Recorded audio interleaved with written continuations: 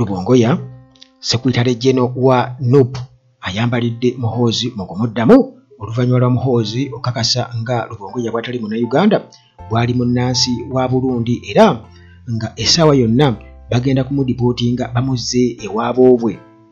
Omusajja ow'ettima addidde essigiri okuli amanda bw'atyo n'agikozesa okwokya akaana ke akate ennyo ne mukyala we ababadde beebase naye n'amaliriza ng'ate yesse. Ate munnange Nobert Mao ayambalidde Lukwago kitasaanidde kubeera mmeeya wa Kampala era n'awa ensonga ze. Machete owa NUP akomekkereza hunger strike mu kkomera gy'ali. Ate minisita bw'atyo yeegaanye okumanya ku by'amagye aga UPDF okubeera nga gali mu ggwanga erya Sudan. Gyebaleko gyonna gy'otuusaako engalo gyonna gy'eri okwetooloola ensi gy'osinziira okubeera nga owuliriza Uganda at large.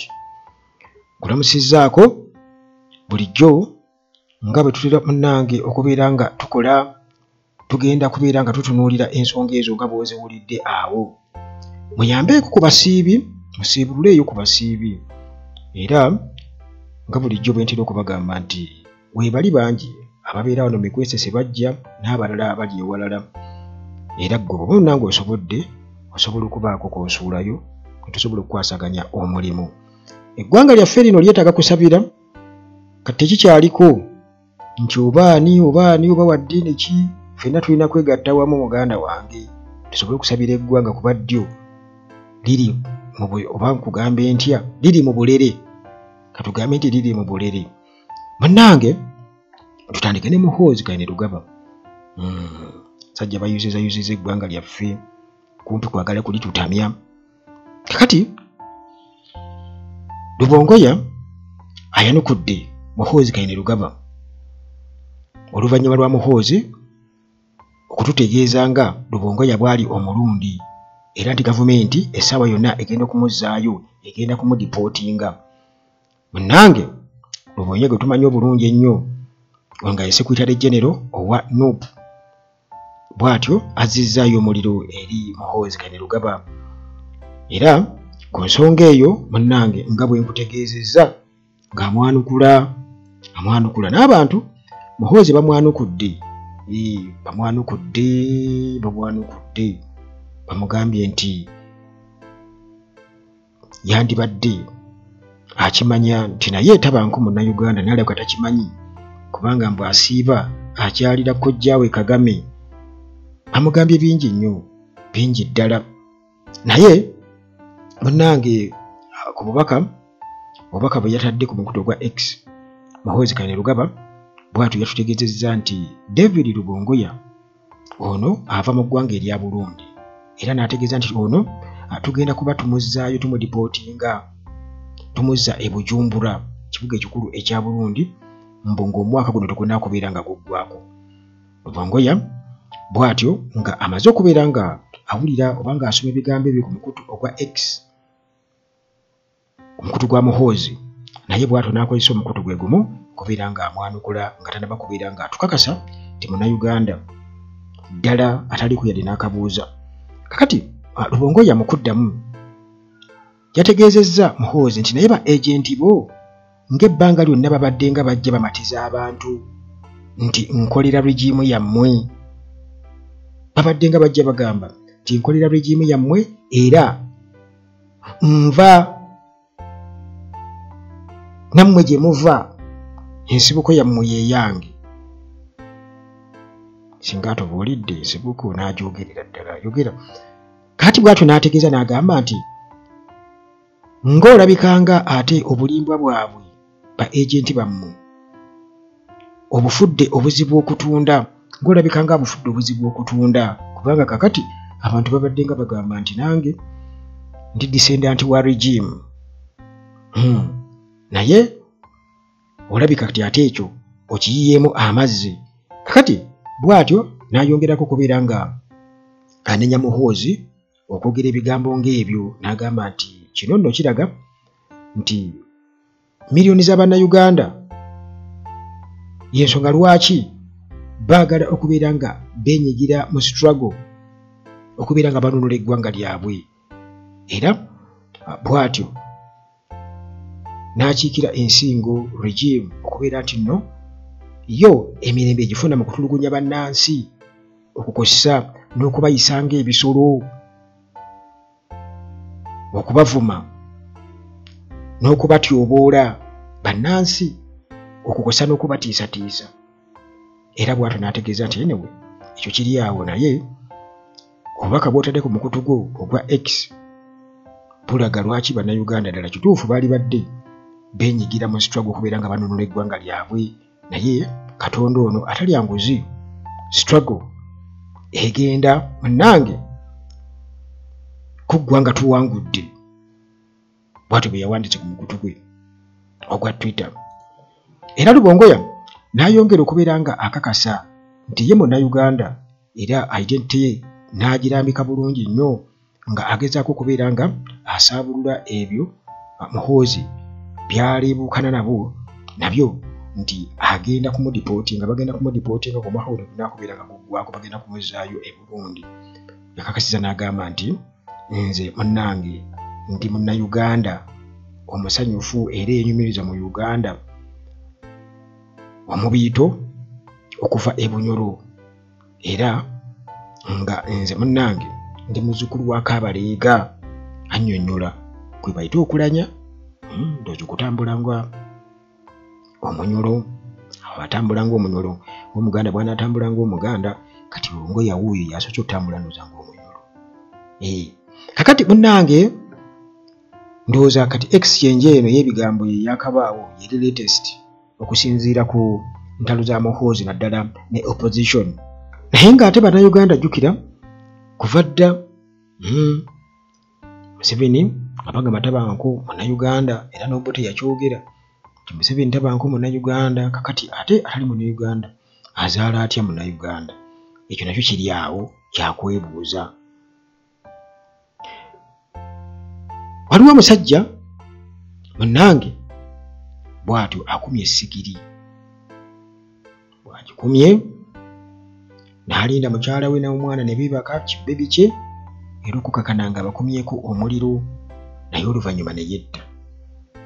Ebadde entiisa yennyini nnyini, era ennaku bw'etyo munnange ejjudde community ey'e Katende, Triangle wali e Bugembe, tuli Jjinja Busoga. Oluvannyuma munnange olw'omusajja bw'atyo akidde akazigo mwabadde asula n'akakumako omuliro, n'atta mukyala we n'omwana ow'emyezi 9, nga naye munnange bw'amaze okukikola ndowooza abadde yakipulaaniizire naye ne yejjawo. Kati poliisi yagamba nti omusajja ono abadde wa myaka 25 era nga muvubuka, amannya nga ye Idrisa Issa Abiri, abadde avuga bodaboda. Bw'atyo addidde essigiri ekutta omuliro n'agiteeka wansi w'ekitanda. Addidde essigiri ekutta omuliro n'agiteeka wansi w'ekitanda. Era munnange okukakkana ate nga omufaso tegukutte nga tegubwokyezza beebase olwo. Kakati munnange omuliro gukutte mangu, gwakutte mangu, era okukakkana nga ruumu yonna gumaze okubeera nga gugizingako omukyala wa myaka 17 onabadde tanneetuuka myaka 17, naye saidi ze bafumbirwa mangu. Kale bw'atyo omukyala we emyaka 17 nga amannya ye Maribu Kakazi, n'omwana waabwe omuto Mirabu Munana. Omukyala yabadde Mirabu Kakazi, ate omwana omuto ye Mirabu Munana. Era okukakana munnange nga bafuuse evvu ababe buyinza bwe batyo basobodde okubeera nga batuukawo. Batuuseewo saawa zabadde nga 8 ez'ekiro olunaku olwokubiri, naye ng'omuliro munnange gwabadde gwakutte edda Issa Abiri. Kigambibwa okuba nti ate ye yakozeseza ssuuka naye erippa waggulu, era okukakkana nga yeetuze. Kakati munnange omwogezi wa poliisi Kira Region Police Spokesperson SP James Mubi agamba nti okunoonyereza okwasoose akwalaze nti ababiri bano babadde bali mu bufumbo butateredde. Omuvubuka wa myaka 25, omuwala wa myaka 17 tanneetuuka kati babadde bayomba era nti ebintakera babadde nga bayomba bye balwana. Reports ziraga nti omukwano gwabwe gubadde guli awo bali guteredde nga beesojja buli kaseera era babadde nga bajja bayomba, babadde nga bajja beenyiigira nga bayomba. Oba ensonga ebadde ki teryamanyi, oba omuwala nti abaddeko ate abamuperereza teryamanyi. Kakati munnange kiyinza okubagamba nti abavubuka kimusaana ne muwa ekitiibwa era ne mwesigaŋŋana ate ne muyiga okusonyiwagana n'okubeera tolerance kikulu nnyo. Kugamba okubeera awo oli newankubadde abaakoze ensobi nga osobola okweddako ku busungu bw'oba osobodde n'omubuulira mu ngeri ekkirizika. Bw'olaba ng'akaalaamuuka n'osooka n'osirika ebimu n'obimma amazzi. Kuba waliwo abantu abamu nga abantu abatakulidde wamu si kyangu nnyo okubeera nga mukwatagana, naye bwe mugezaako okubeera nga buli omu ono bw'aseesamu n'oli n'aseesamu, bw'akuba n'oli n'akuma, muganda wange kiba kitegeeza nti embeera egenda kubeera nzibu nnyo. Embeera eba egenda kubeera nzibu nnyo. Naye oba oli awo abantu basaanye okubeera nga battamuku ku bigere. Kugamba n'otunuulira kye bayita early warning signs mu bufumbo. Waliwo obubonero kagamba obutonotono, waliwo obuntu obutono abantu bwe babuusa amaaso mu relationships. Bagamba omuntu ajja n'akola akantu akatono ennyo bwe kati. Katugeze olina omuvubuka akukwana, kati omusajja akukwana, akulaga akwagala nnyo, akulaga akukubeera ku WhatsApp buli kaseera abeera ku WhatsApp okwo, bw'omwogera munyumya, ayagala nnyo bw'otamuddamu message ku WhatsApp. Kati bw'omugaa nti owange just kati kinondera kirala ti naye nga siina data lwaki tonteerako 10 wano? Akugamba nze sigulira bakazi data. Kyokka ate nga abeera naawe ku WhatsApp era ng'okozesa data naye te naakugamba nze sigulira bakazi ki? Kitegeeza akozeseza ekigambo ekiwulire bakazi, kitegeeza nti ye wa bakazi era gwe akulabanga bali, kitegeeza nti ye awo takola ki? Kakati bw'atasobola kugulira data wa 10 anaasobola ate okusibisa enviiri ez'emitwalo 10. Naawe ekyo bw'okiraba bulabi. Kati okitegeeza nti mwesonyiwe. Ayagala nnyo okubeera ku WhatsApp era nga bw'otamuddamu message ayomba, buli kaseera abeera ku WhatsApp ayagala mwogerera essaawa nga 2 munyumya. Video call, ayagala video call.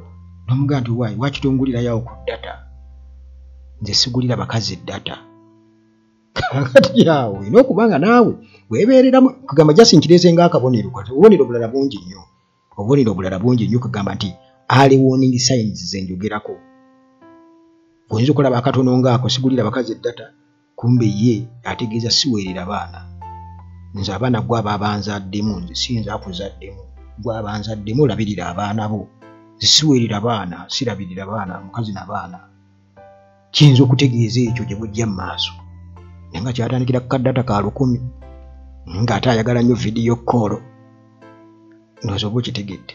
Kakati nange bw'obeera mu mbeera kwegamba gy'olaba nga life threatening, ng'omuntu akutiisatiisa ng'olaba mu butuufu, okaka bukasi mwakayingira relationship, olaba ng'omuntu tamuka ebintu bye kugamba bya bugigi nnyo, akuyisa nga kisolo, takulaba mu kitiibwa nga gwe omukazi. Tegeererawo ti omusajja oyo laavu bw'eneegenda ekula n'ekaddiwa, n'abeera ng'akuzaddemu abaana bwabo abakulabanga kasasiro. Kitegeeza tamanyi value ya mukyala. Mulekerawo okunoonya abasajja, munoonye abaami. Kyenyiza okubagamba nze. Kyenyiza okubagamba. Naye nga ekituufu kiri nti ebintu ebimu ng'oggyeko oba bannaddiini bayinza otuyambako mu community, oba counselors, naye kati ekyo kiri eyo. Naye naawe osobola okukola identification eyiyo, kubanga mulimu n'abantu abamu nga bo bakozesa ebiragalalagala. Ate abawala abato abavubuka babanywesa nnyo ebiragalalagala. Kuba ofuna omuvubuka anywa enjaga ayagala naawe onyweko. Kati kutwala ng'ekinyumo n'onywa, kumbe mugenda. Okitegeera kaguba omwenge nga togonywa, kitegeeza oba togonywa. Oba tonywa mwenge si musango. mulina okuyiga okubeera nga mulina sitayiri ezammwe nga ggwe oba okitegeera.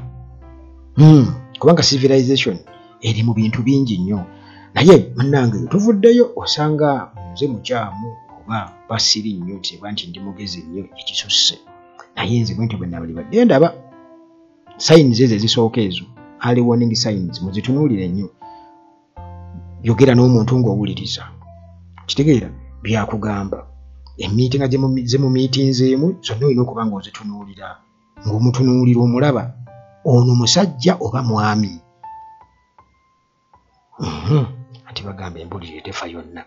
Kakati munnange Mao tubadde tuli awo yatutegeeza juzi, yayogera bingi naye nayogerako bitono, kati kitono ayagala nkireete mu kiseera kyakyo kino kubanga kyayagala bigatta, kubanga baayisinya ku kubeera nti nno basaanyawo obufumbo bwa DP ne NRM. Ekyo nga nze nkiraba nti bakomawo. Mao kati bamuwudde omulimu mulala, ayagala kukomawo kwesembawo 2026 nti obukodyo bwa Museveni kuteekawo opposition ye. Kakati Mao ono gwe mulaba owa DP agamba nti Lukwago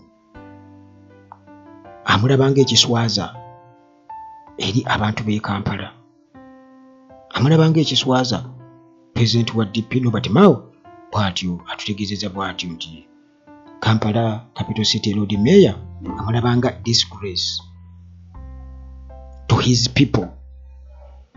Kakati munnange zabadde naku z'omwezi 11 mwezi guno gwennyini nnyo ogwokusatu 2025 Mao bwe yabadde ayogerako eri bannamawulire wali ku DP headquarters. Mao era Minister wa Justice and Constitutional Affairs. Kati ono nannyonnyola n'ategeeza nga Lukwago bwali meeya eyakasinze obubi oba worst Lord Mayor of Kampala City ever. Era n'agamba nti Lukwago yali badde agendako eggulu okukola kyayita benchmarking, okumpeyaringa, okulaba mbu enkulaakulana gye batuuseko eggulu baagikola mbu baagituukako eggulu enkulaakulana eyo nga gavumenti tekyuse wano e Kampala naye mbu eggulu ne bakulaakulana. Kati Mao era bw'atyo yakukozesezza olukiiko lw'abannamawulire olwo yabaddeko briefing gye yabaddeko okubeera nga annyonnyola ebyaliwo kwamba mu bufumbo bwabwe ne NRM, ng'agamba nti bagenda kukola batya bayinza okwesidalinga okubeera nga bakusazaamu. Naye okusinziira ku Mao ye atugamba nti Lord Mayor aliwo essaawa eno amulabanga ekiswaza kubanga Mayor alina kufokasinga ku kusaavinga abantu be. Mao atutegeeza nti naye yaliko local government leader era mbu baakola kye bakola kyonna nga tebakyusize gavumenti era ne bakyusa ebintu yadde gavumenti nga tekyuse naye nti bo baateekawo enkulaakulana nti kati bw'obeera Mayor olina okwagala abantu bo, olina okwagala Kampala. Bw'atyo bye yagambye. Era Lukwago ye okusinziira ku Mao agamba nti Lukwago nti yalwanyisa DP mu butali bwesimbu, omukulembeze wa DP nga tanaba kugenda kweyunga ku FDC. Oluvannyuma nayo n'abalyamu olukwe obukulembeze bwayo. Kakati essaawa eno Lukwago yajoyininga dda People's Front for Freedom. Kati Mao anyway awo mu kwogera ku ekyo Mao aba alina okutegeera nti Lukwago yayingira atya DP, yayingira atya DP, yayingira ku sayidi ya Besigye. Kitegeeza nti Besigye nga tali nti alina okukitegeera nti Mao Lukwago yayingira atya FDC CDP, yayingira atya FDC. Wabanga Lukwago yayingira FDC ng'ayingiridde ku Besigye, kiba kitegeeza nti Besigye gyakwata naye gyakwata kubanga buli bwali butakkaanya. Ekyokubiri nti Kampala nga Kampala Lord Mayor si yakwata mu nsawo ye. Lord Mayor si yakwata mu nsawo ye okukulaakulanya ekibuga. Ekibuga kirina okuba nga kirina ekisooka, kirina pulaani yaakyo mu myaka ebipulaani. Kirina okuba nga pulaani baagiseetinga nti mu myaka 2, mu myaka 3, mu myaka 5 Kampala ajja kubafaana bw'ati kubanga balina city engineer era nsuubira okuba nti ebyo babeera babikolako. Naye Kampala bagamba nti okuyisaawo poliisi mbuba okutuuka ku nkulaakulana emu just olina okusanga offices nnyingi nnyo emiziziko mingi nnyo gy'olina okulaga oyinza n'okuwula w'olaga okuyisaawo ekintu ekimu kubanga NRM yatukola bweri kubanga Mao omuntu gw'asaabika kennyini yatugamba nti ekifo kya Lord Mayor yakiyiibwamu amazzi bwatu bwe yatugamba kati Mao simanyi nga ye ali intelligent ennyo simanyi lwaki ebintu ebyo abate tabimanyi okulwanyisibwa yes Lukwago naye alina ebizibu ebibye mumanyi ng'omusajja ow'entalo nze nganze mumanyi ng'omusajja ow'entalo nti sometimes kiyinza ekyokukuleetera okubeera nti ate performance yo ekka naye ekituufu kiri nti yo government policy eri etya nti Lord Mayor kati Kampala twamumukwasa nti alina kugenda oba katugeze alina omudaala Nakasero nti bwe batunda ennyaanya Nakasero ajje ateeke mu kuzimba enguudo e Kampala oba n'ebirala okupulaningira ekibuga ekyo tekirina kuba bwe kityo kitegeeza nti gavumenti erina okukwatagana ne Mayor so si gavumenti kulema kukwatagana ne Mayor kubanga wa opposition kakati munnange ebyo byebyo gyendowooza ya Mao naye nga era abantu still Mao bamukubamu ebituli bamugamba nti yali omusajja abezoninga ennyo naye tebamanyi kikyamutuukako ssente nzibu nnyo kinyinza okubanga mbagamba bwe tugenda kwali mu kkomera Eruzira tukitegeddeko nti Yasin Machete sekitooleko amaze kubeera nga suspendinga hunger strike ye era munnange sekitooleko abadde ku hunger strike okumala ebbanga Lubongo yaye abitutegeezezza nti abadde amazeeyo yakagimalamu ennaku 16 Yasin munnange nga y'omu ku abo 28 aba NUP supporters abali bakwatibwa Kalangala district 221 mu campaign era baali baberekeddeko Robert Kyagulanyi Ssentamu bwatyo bamukwata era ne bagezesa babakwatira wamu ne batandika okubeera nga babuuzisa mu court martial ku misango egy'okubeera nti babasanga n'amasasi era ne basindikibwa mu nkomyo Balamu yajja n'ayambako okuyambako mu kulya obuyinja n'asobola okubeera nga amatiza abamu ku abo yamatizaako 19 ne bakkiriza emisango nti baagizza kakati Yasin Machete n'abalala oba 9 ku bo baagaana bwemba seerabidde baagaana era bano 9 kuliko Yasin Sekikubo Machete Umar Emma Kato kuliko ne Abdallah Kintu Joseph Muwanga Musa Nakavuma Jimmy Galukende okubisani Abdallah Kintu subira sina bwendeseeyo kakati Supreme Court ngemaze okubeera ng'ensalawo nga 3/25 mu mwezi gwa January nti court martial tena kubanga ekozesa aba civilians bwatyo Machete naye bwe balinda kakaseera nga balaba tewali kikolebwa ensalawo n'agenda ku hunger strike naye nga yakamaleko ennaku 16 batugambye nti abasawo ne bamuadvisinga nti organize ez'omunda zigenda kunafuwa nnyo nti kiyinza okuba nti ekizibu ennyaata okuddawo okuzzaawo obulamu era okukakkana munnange bw'atyo mukomera wali Eruzira Lubongo yatutegeezezza oluvannyuma bw'abadde okubeera nga bamuadvisinze nti yali badde agivaako hunger strike bw'aba akyagala obulamu era bw'atyo n'agivaako hunger strike n'agireka naye era asigadde akyali mugumu nnyo nga ffenna tuli wamu nabo okubeera nti nno bateebwa kubanga tebalina musango kati ate mu palamenti wabaddeyo okukaayana enjega mu palamenti nga